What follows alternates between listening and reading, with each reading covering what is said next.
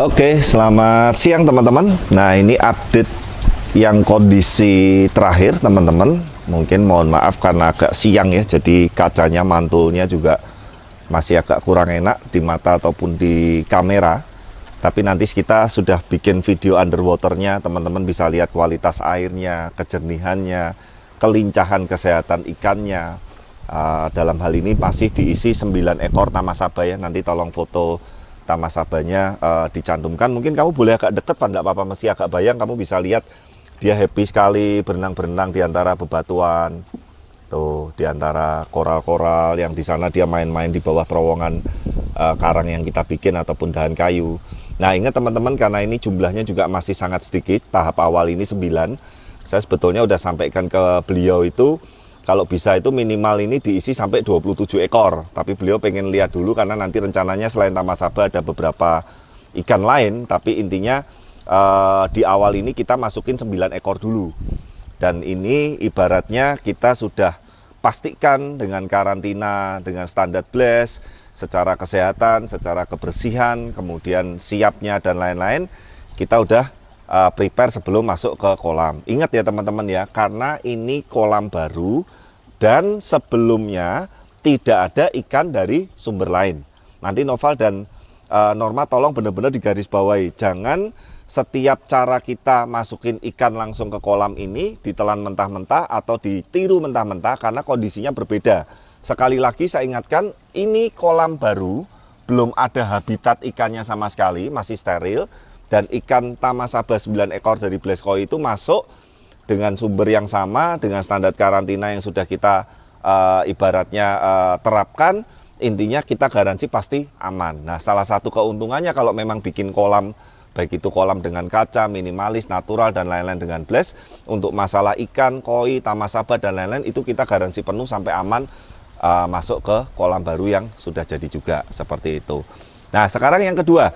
Teman-teman, kalau coba perhatikan di video, kamu di mata juga kelihatan enggak, Val? Beningnya bening ya sebetulnya, ya, benar.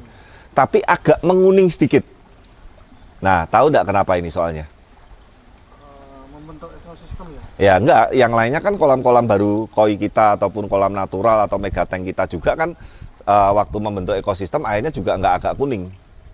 Beningnya udah dapat, kristalnya udah dapat, tapi agak menguning. Tahu enggak kenapa? Kenapa itu? Nah, batang kayu. Nah, jadi teman-teman untuk yang memang suka setting landscape dengan batang kayu, apalagi kayunya yang kayu santigi, kayu-kayu yang erosi atau yang fosil-fosil yang dalam jumlah banyak atau ekstrim, ini aman, nggak apa-apa agak menguning, tapi nanti akan dilakukan water change waktu backwash, waktu apa, diganti beberapa kali, mungkin nggak nyampe sebulan nanti kuningnya atau itunya sudah akan balik bening total. Jadi jangan panik teman-teman.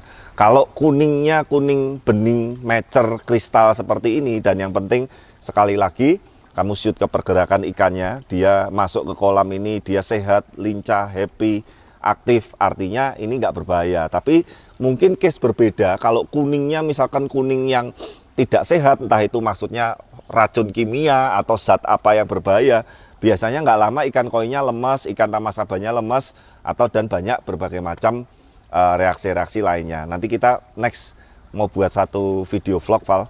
Jadi video vlog itu mengenai cara melihat kesehatan air dan kesehatan ikan melalui perilaku dan habitat ikan itu sendiri. Nanti kita akan bikin satu video edukasi khusus ya. Nah, sebelum kita lanjut dan bahas yang beberapa edukasi lainnya, kita saksikan video cuplikan underwater dan saat tamasaba ini masuk ke kolam melalui video berikut ini.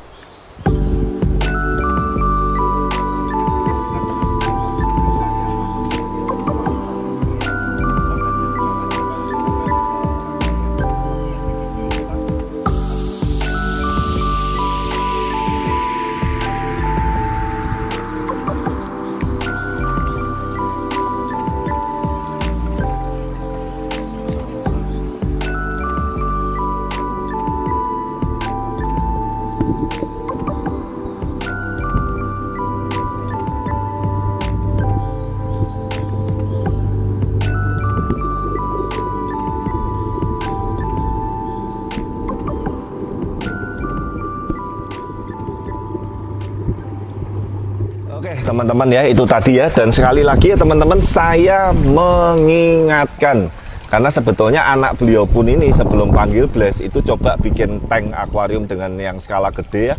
Nanti tolong kamu foto aja. Sekali lagi kita bukan mau cari-cari atau mau menjelekkan ya, tapi teman-teman nanti bisa simpulkan sendiri. Tadinya tuh temanya mau dibikin begini, Val. Jadi mega tank sudah jadi, bawah ada filter, terus cuman taburan koral. Nah, tuh ya. Nah, seringkali yang teman-teman suka dengan tema-tema under gravel atau landscaper atau apa, teman-teman ini dibikin bukan ngasal.